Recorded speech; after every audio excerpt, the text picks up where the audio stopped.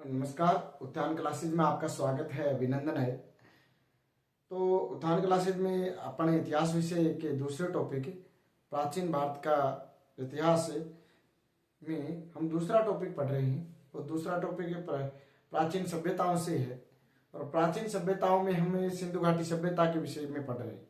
और सिंधु घाटी सभ्यता के विषय में अपन जो पढ़ रहे हैं, तो पहली क्लास में सिंधु घाटी सभ्यता के बारे में बेसिक जानकारियां ली थी कि उसके समकालीन कौन कौन सी सभ्यताएं थी, और साथ में हमने पढ़ा था कि उसके अतीत के बारे में कि उसको किस किस लोगों ने खोजा और उनको खोजने में, प्राचीनतम भारत की सभ्यता खोजने में किन किन लोगों का सहयोग रहा। आज हमें कहाँ तक ये सिंधु घाटी सभ्यता फैली हुई है, किस क्षेत्र में है और कौन कौन से स्थान हैं, उन विषय के ऊपर चर्चा करेंगे कि कौन कौन से देश में है। ये 3 देशों में फैली हुई है, भारत, पाकिस्तान और अफगानिस्तान। पहले ये भारत का ही हिस्सा थे, ये भारत का ही एक हिस्सा थे। तो भारत में ही फैली सिंधु घाटी सभ्यता, ये मान लो आप। भारत के हिस्सा थे, अखंड भारत था, तो उस समय आजादी से पूर्व ये भारत के हिस्सा थे। हड़प्पा हुआ, मोहनजोदड़ो हुआ, ये सभी भारत के हिस्सा थे। आजादी के बाद हड़प्पा और मोहनजोदड़ो हुआ, ज्यादातर सिंधु घाटी सभ्यता के स्थान पाकिस्तान देश में चले गए। तो फिर भारतीयों ने रंगपुर खोदा है, कालीबंगा, जो सिंधु घाटी सभ्यता का एक महत्वपूर्ण स्थान है और तीसरी राजधानी सिंधु घाटी सभ्यता की कहा जाता है, कालीबंगा खोदा उत्खनन करके। तो हमें आज सिंधु घाटी सभ्यता के विशेष यानी कि इसका विस्तार पढ़ेंगे, इसकी प्रजाति पढ़ेंगे और इसका समय काल पढ़ेंगे, और साथ साथ महत्वपूर्ण स्थान पढ़ेंगे, उसकी नदी पढ़ेंगे और उसके उत्खनन करता, एक साथ 15 पढ़ेंगे। फिर धीरे धीरे उन स्थानों के विषय में अपने, जैसे मोहनजोदड़ो है, हड़प्पा है, लोथल है, धोलावीरा है, उनके विषय में पढ़ेंगे। तो धीरे धीरे सब ये कॉन्सेप्ट क्लियर होता जाएगा। सिंधु घाटी सभ्यता एक महत्वपूर्ण टॉपिक है अपने अतीत के बारे में जानने के लिए, और अपने को किस तरह जीना है, कृषि, व्यवसाय और धार्मिक जीवन के विषय में। साथ साथ में अपने आज के टाइम में भी बहुत कुछ चीजें सिंधु घाटी सभ्यता से अपनाई है। तो अभी अपन जो पढ़ रहे हैं वो है सिंधु घाटी सभ्यता का विस्तार। आप मेरे साथ जुड़े रहिए और लिखते भी रहिए साथ में। तो अपन जो पढ़ रहे हैं वो है सिंधु घाटी सभ्यता का विस्तार। विस्तार में सिंधु घाटी सभ्यता 3 देशों में फैली हुई है। कितने देशों में? 3 देशों में, 3 देशों में फैली हुई है, फैली हुई है।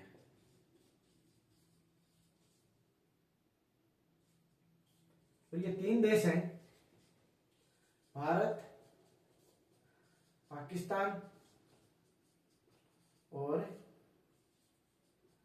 अफगानिस्तान। ज्यादातर पहले जो शुरू में खोदे गए थे स्थान, वो ज्यादातर पाकिस्तान के हिस्से में चले गए। भारत में उसके बाद गुजरात और पंजाब में व्यापक रूप से और राजस्थान में व्यापक रूप से खुदाई हुई। तो सबसे ज्यादा स्थान जो अब मिले हैं वो राजस्थान के भारत के गुजरात से मिले हैं, और पाकिस्तान से महत्वपूर्ण भी स्थान मिले हैं, उनके विषय में भी अपन पढ़ेंगे। तो 3 देशों से सिंधु घाटी सभ्यता का विस्तार है, वो 3 देशों में है, भारत, पाकिस्तान और अफगानिस्तान। अफगानिस्तान में 2 हैं, सुरतगोई और मुंडीकोक, दो भारत के उत्तरतम, सिंधु घाटी सभ्यता के उत्तरतम बिंदु हैं, यानी कि उत्तर से थोड़े ऊपर, यानी कि उत्तरतम बिंदु हैं जो कहे, वो कहाँ है? अफगानिस्तान में, सुरतगोई और मुंडीकोक। तो सिंधु घाटी सभ्यता के लगभग यदि अपने वर्ग किलोमीटर में देखें कि कितना क्षेत्रफल घेर रखा है, तो 12,99,600 वर्ग किलोमीटर इसने घेर रखा है क्षेत्रफल। किसने? सिंधु घाटी सभ्यता ने कितना क्षेत्रफल घेर रखा है? 12,99,600 वर्ग किलोमीटर। 3 देशों में ये फैली हुई है, भारत, पाकिस्तान और अफगानिस्तान में। अफगानिस्तान में 2 स्थान महत्वपूर्ण हैं, पूछ लेते हैं कि मुंडीकोक और सुरतगोई अफगानिस्तान के स्थान है। पाकिस्तान और भारत के तो वैसे बहुत स्थान है, लेकिन इसमें से पूछ लेते हैं कि कभी कभी अफगानिस्तान का स्थान कौन सा है, या सिंधु घाटी सभ्यता का उत्तरतम बिंदु कौन सा है? तो उत्तरतम बिंदु सुरतगोई है। इसकी आकृति जो है विषम कोणीय है, ये देखिए विषम कोणीय समचतुर्भुज के समान है।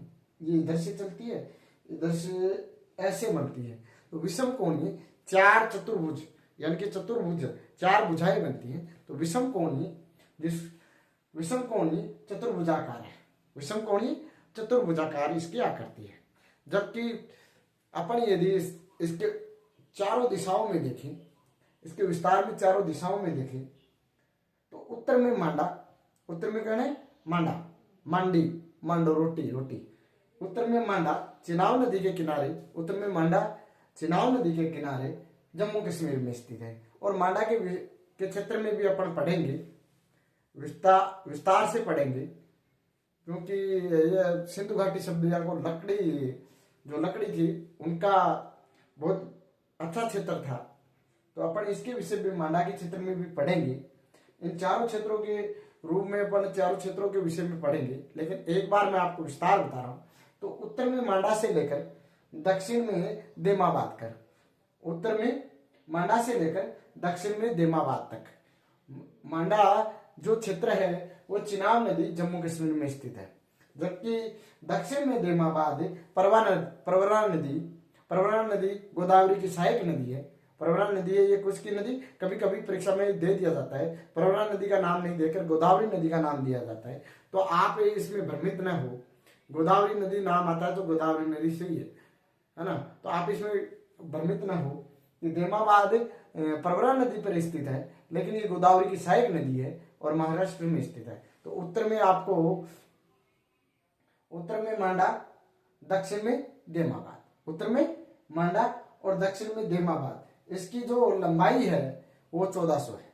इसकी जो लंबाई है वो कितनी है 1400 किलोमीटर, 1400 किलोमीटर है। इसकी जो लंबाई है वो कितनी है उत्तर से दक्षिण तक 1400 किलोमीटर है। और पूर्व से पश्चिम, पूर्व से जो पश्चिम है, पूर्व से पश्चिम, पूर्व में आलमगीरपुर उत्तर प्रदेश हिंडन नदी के किनारे, पूर्व में आलमगीरपुर हिंडन नदी के किनारे उत्तर प्रदेश में स्थित है। जबकि पश्चिम में सुतकांगेडोर दासक नदी, पश्चिम में सुतकांगेडोर दासक नदी बलूचिस्तान में स्थित है। तो हमने इसका विस्तार देखा। फिर भारत में पश्चिमतम बिंदु कभी कभी पूछ लिया जाता है, तो ये नागेश्वर गुजरात में है। नागेश्वर गुजरात में है कि भारत का पश्चिमतम बिंदु नागेश्वर क्या है, नागेश्वर। कोई भारत का पूछे कौन है तो नागेश्वर, नागेश्वर गुजरात में है। ये है भारत का पश्चिम बिंदु है। जबकि इसका उत्तरतम बिंदु को पूछे कि सिंधु घाटी सभ्यता का, संपूर्ण सिंधु घाटी सभ्यता का उत्तरतम बिंदु क्या है, तो सोर्तगोई है। कौन है, सोर्तगोई अफगानिस्तान में स्थित है। तो ये याद हुआ। एक बार फिर से मैं रिपीट कर देता हूं, आप लिख भी लेना, याद भी कर लेना कि सिंधु घाटी सभ्यता का विस्तार, तो सिंधु घाटी सभ्यता का विस्तार 3 देशों में है, भारत, पाकिस्तान और अफगानिस्तान। और इसकी जो कुल लंबाई है वो 12,99,600 वर्ग किलोमीटर है। और इसकी जो चौड़ाई है 1600 किलोमीटर है, जबकि इसकी लंबाई 1400 किलोमीटर है। उत्तर से दक्षिण 1400 और पूर्व से पश्चिम 1600, याद रखना। उत्तर में क्या है मांडा, दक्षिण में क्या है देमा। उत्तर में मांडा चिनाब नदी जम्मू कश्मीर, दक्षिण में देमाबाद प्रवरा नदी जो गोदावरी की सहायक है महाराष्ट्र। पूर्व में क्या है, पूर्व में आलमगीरपुर उत्तर प्रदेश हिंडन नदी के किनारे। जबकि पश्चिम में सुतकांगेडोर दासक नदी बलूचिस्तान। भारत में पश्चिम में यानी कि बीच में पश्चिम में नागेश्वर, बीच में पश्चिम में क्या है नागेश्वर है, जो पश्चिम बिंदु है भारत का। और उत्तरतम बिंदु यानी कि उत्तरतम बिंदु सिंधु घाटी सभ्यता का क्या है सोर्तगोई मुंडीकोक, जो अफगानिस्तान के 2 स्थान है उसमें सोर्तगोई सबसे उत्तर में मिलने वाला स्थान। और इसकी आकृति विषम कोणीय समचतुर्भुजाकार है। ठीक है, ये हो गया इसका विस्तार, आप लिख लीजिए।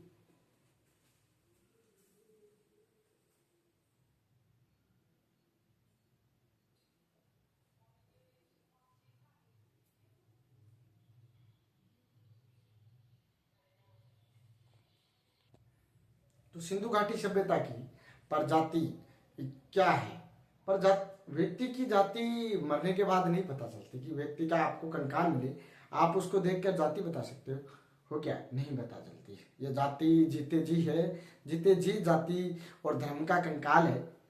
जीते जी ही व्यक्ति की जाति और धर्म है, मरने के बाद न तो कोई जाति है न धर्म है। यह आप ध्यान रखना। मरने के बाद व्यक्ति का न तो कोई जाति है न कोई धर्म है। ये जीते जी जी का जंजाल है।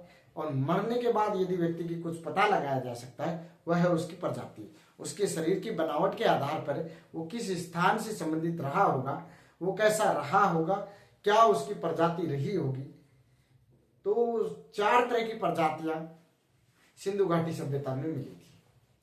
कि 4 तरह के व्यक्तित्व, 4 तरह के व्यक्तियों के कंकाल सिंधु घाटी सभ्यता में मिले थे। 4 तरह की जो प्रजातियां हैं उनमें।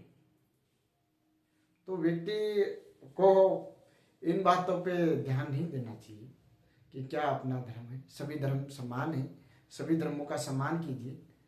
और व्यक्ति जन्म से जाति और धर्म व्यक्ति को अपन बताते हैं कि कौन सा धर्म है और कौन सी जाति है, तब बच्चा वो सीखता है। जन्म से उसको न तो जाति का पता होता है न धर्म का पता होता है।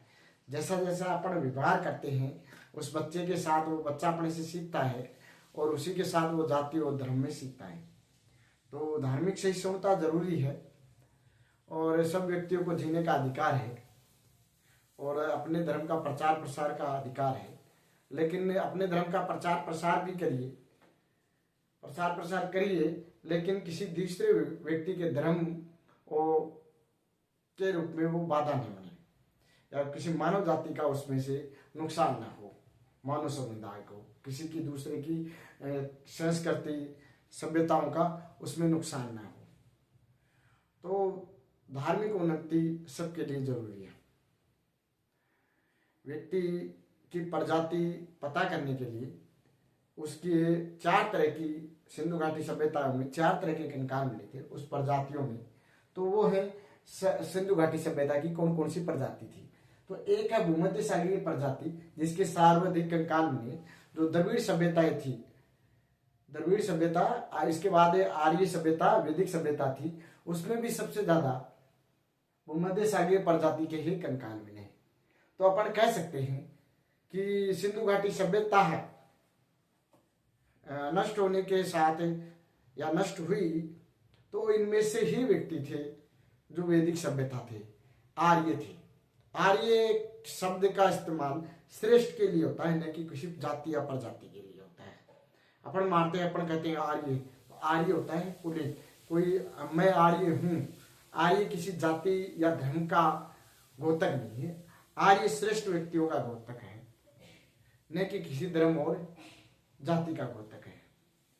तो जाति इन सब चीजों को छोड़िए और मानव विकास कल्याण में योगदान दीजिए। जाति धर्म इन सबसे ऊपर उठकर मानव समुदाय को मानिए और मानव समुदाय के साथ अपने जीवन को बेहतर बनाने और मानव समुदाय को बेहतर बनाने के लिए अपने कोशिश करते रहना चाहिए। मेरा तो ये मानना है। मानव जाति की जो प्रजातियां हैं सिंधु घाटी सभ्यता में, इस पे आते हैं अपन। भूमध्य सागरीय प्रजाति, ये मैं पहले ही बोल चुका हूँ, द्रविड़ प्रजाति यानी कि भूमध्य सागरीय वैदिक जो सभ्यता है उसमें भी सबसे ज्यादा जिसके कंकाल मिले वो भूमध्य सागरीय प्रजाति, सर्वाधिक कंकाल इसमें मिले। यानी कि प्रजाति का स्थान, जैसे मैं यहाँ हूं, मान लो कोई कुछ भी होता है और मैं यहाँ दब के चला जाता हूँ, दब जाता हूँ, मर जाता हूँ। तो ये सभ्यता में यहाँ पता लगाने के लिए क्या पता लगाएंगे कि देखेंगे कि एक बोर्ड है मिला है, इसके अवशेष मिले हैं, माइक भी है, फोन भी दबा मिला है, कुछ स्टैंड भी मिले हैं, पढ़े लिखे कॉपी पेन भी मिले हैं। तो जब इस सभ्यता के बारे में लिखा जाएगा तो लिखेंगे कि किसी व्यक्ति के कंकाल मिला है, उस कंकाल के पास एक माइक मिला है, मेरे हिसाब से बोर्ड मिला है। तो ये किसी भवन में स्कूल या कॉलेज चला रहा होगा, कॉलेज नहीं तो कोचिंग संस्थाएं चला रहा होगा। ये इससे पता चल जाएगा। ये ही सभ्यता पुरानी सभ्यताओं से पता चलता है, अवशेषों से अनुमान लगाया जाता है और प्रमाणिक अनुमान ज्यादातर लग जाते हैं। इसकी ये प्रजाति है भूमध्य सागरीय प्रजाति, सर्वाधिक कंकाल मिले। दूसरी जो प्रजाति है, दूसरे नंबर के 10 ज्यादा कंकाल मिले और प्रोटोस्टलाइड प्रजाति के मिले हैं। तीसरे हैं मंगोलाइड प्रजाति के और चौथे हैं अल्पाइन प्रजाति, सबसे कम कंकाल मिले हैं। यानी कि 4 तरह के प्रजाति मिली है। ये क्रम से भी पूछ लिया जाता है या कभी कभी सार्वधिक पूछ लिया जाता है। तो सार्वधिक तो भूमध्य सागरीय कंकाल मिले हैं, जबकि इस प्रजाति के और सबसे कम मिले हैं अल्पाइन प्रजाति के, और दूसरे नंबर प्रोटोस्टलाइड प्रजाति के, और तीसरे मंगोलियाई आप काले काले काले काले लोग, छोटे नोटे, छोटी छोटी आंखें, ये जो मंगोलियाई प्रजाति है, ये शरीर की बनावट के आधार पर ये प्रजाति पता की जाती है कि आपका शरीर की बनावट किस क्षेत्र के हिसाब से है। जैसे आप भी अपने क्षेत्र में, यहाँ अपन राजस्थान में देखेंगे कि थोड़ी हाइट बड़ी होती है, ठीक ठीक हाइट होती है, कदकाठी ठीक होती है, जबकि पहाड़ी इलाकों में आप जाओगे तो वहाँ हाइट छोटी होती है, आंखें छोटी छोटी होती हैं, हाइट भी छोटी छोटी होती है, गोरे लोग होते हैं, है ना, हाथ भी छोटे छोटे होते हैं, पैर भी छोटे छोटे होते हैं। तो ये पहाड़ी जात, तो प्रजाति उसके शरीर की बनावट के आधार पर तय की जाती है। तो अपने ये चारों प्रजाति सिंधु घाटी सभ्यता में कभी कभी क्रम से लिखनी दी जाती है। तो भूमध्य सागरीय प्रजाति, सर्वाधिक, प्रोटोस्टलाइड, मंगोलाइड और चौथी है अल्पाइन प्रजाति। और अमलानंद घोष ने इन प्रजातियों को लेकर एक बात कही कि सिंधु घाटी सभ्यता की जो है, तो प्रथम सिंधु घाटी सभ्यता सोती संस्कृति को कह सकते हैं कि ये जो सिंधु घाटी सभ्यता है वो सोती संस्कृति है, जो संस्कृति बीकानेर के आसपास के क्षेत्र में छोटे छोटे स्थानों पे मिली है, उन सभी स्थानों को मिलाकर एक सोती संस्कृति कहा जाता है। तो उनसे इसका निर्माण हुआ है सिंधु घाटी सभ्यता का। तो अमलानंद घोष ने सिंधु घाटी सभ्यता की सोती संस्कृति या विकसित संस्कृति, सोती संस्कृति से विकसित संस्कृति कहा है। नोट लगा के मैंने कहा, कभी कभी ये कोटेशन पूछ लिया जाता है, तो आप ये लिखिए 1 मिनट।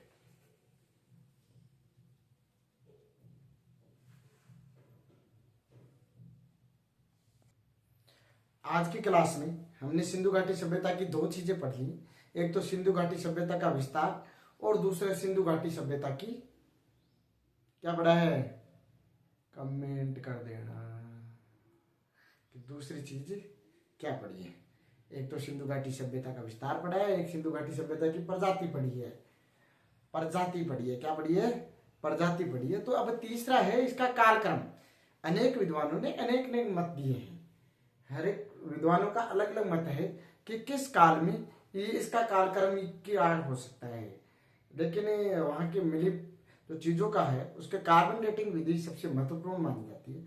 वो भी है कि इसका कालक्रम निर्धारित करने के लिए कार्बन डेटिंग विधि जो बताती है वो सही समय माना जाता है, जबकि एनसीईआरटी में अलग दिया हुआ है। एनसीईआरटी में जो न्यू एनसीईआरटी है उसमें भी दे रखा है वो विकसित सिंधु घाटी सभ्यता का समय दे रखा है। उस समय पूर्णतः विकसित हो गई थी सिंधु घाटी सभ्यता, वो विकसित समय दे रखा है। तो सिंधु घाटी सभ्यता का कालक्रम में ये है कि जॉन मार्शल ने कहा कि 3250 ईसा पूर्व से 2750 ईसा पूर्व है। जॉन मार्शल ने कैसा कालक्रम बताया इसका, 3250 ईसा पूर्व से 2750 ईसा पूर्व। किसने, सर जॉन मार्शल ने, जो मोहनजोदड़ो और हड़प्पा सभ्यता जब उत्खनन हुआ उस समय महानिदेशक थे, उनके ही निर्देशन से सिंधु घाटी सभ्यता का उत्खनन कार्य संपूर्ण भारत में एक साथ चला था। अर्नेस्ट मेके 2800 ईसा पूर्व से 2500 ईसा पूर्व है। अर्नेस्ट मेके ने कौन सा कालक्रम दिया है, 2800 ईसा पूर्व से 2500 ईसा पूर्व है। मार्टिवर व्हीलन ने और स्टुअर्ट पिगट ने 2500 ईसा पूर्व से 1500 ईसा पूर्व है। मार्टिवर व्हीलन ने और स्टुअर्ट पिगट ने 2500 ईसा पूर्व से 1500 ईसा पूर्व है। जबकि डॉक्टर धर्मपाल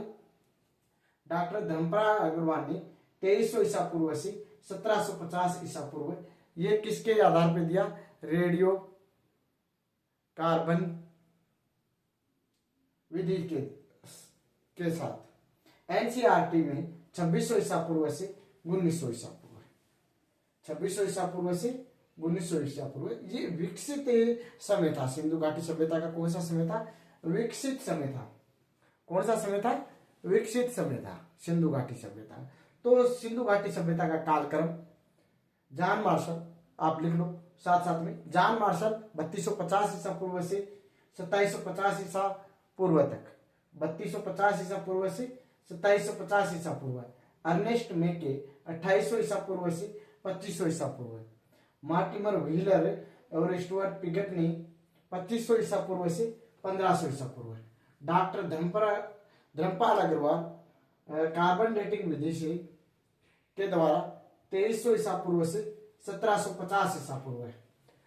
एनसीईआरटी में 2600 ईसा पूर्व से 1900 ईसा पूर्व विकसित समय।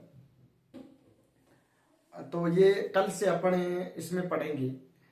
तो कल से अलग अपन पढ़ेंगे इसके सिंधु घाटी सभ्यता के प्रमुख स्थल और उनके विषय में। इसीलिए मैंने ये क्लास छोटी कर दी कि कल से अपन इसके समय, उत्खनन और इनके जो प्रमुख स्थल हैं उनके विषय में विस्तार से पढ़ेंगे, और उसके बाद इसकी सामाजिक, राजनीतिक, आर्थिक और धार्मिक जीवन के विषय में पढ़ेंगे।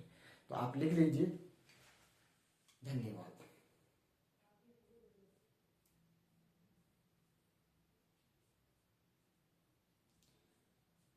और साथ साथ में पढ़ते जाइए। अभी क्लासें नियमित आएंगी और पुरजोर आएंगी। कभी कभी दो दो भी क्लासें आ सकती है। मैं छोटी क्लास बनाऊंगा, 2 क्लास एक साथ घेर सकता हूँ, लेकिन बड़ी क्लास नहीं बनाऊंगा, क्योंकि बहुत बड़ी जीबी साइज की ये क्लासें होती हैं और इनको अपलोड करने में पूरी पूरी रात लग जाती है कभी कभी।